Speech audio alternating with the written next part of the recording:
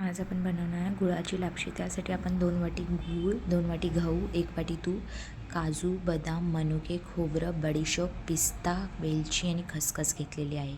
तर सर्वप्रथम आपल्याला एका कुकरमध्ये तूप घालायचं आहे, 2 वाटी तूप घालायचं आहे. त्यात मस्त असा आपला गहू जो आहे लापशीचा तो फ्राय करायचा आहे. त्या तुपात मस्त असं परतायचं आहे. त्याला एक व्हाईट कलर येईपर्यंत थोडा असं परतत राहायचं आहे. एकदा त्याला पांढरा कलर आला की समजून जायचं आपला गहू मस्तपैकी फ्राय झालेला आहे.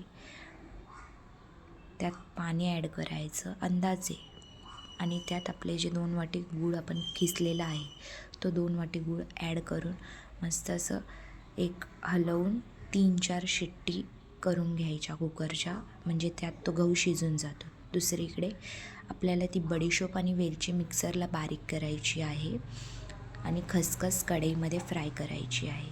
खसखस कढईत फ्राय झाली की त्याच कढईत आपल्याला तूप टाकून त्यात आपले ड्रायफ्रूट्सचे काजू, बदाम, मनुके, खसखस हे सगळे फ्राय करायचे. स्टर फ्राय एक गोल्डन कलर येईपर्यंत आपल्याला ते फ्राय करायचं आहे तुपात.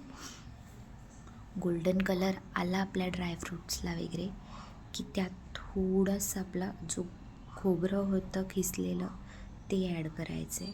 त्यालाही गोल्डन फ्राय करायचं आहे मस्तपैकी.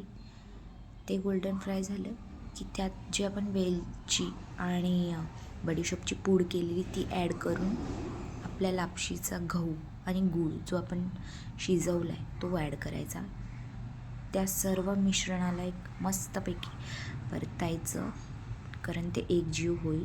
अशा प्रकारे आपली लापशी बनून तयार आहे. एन्जॉय.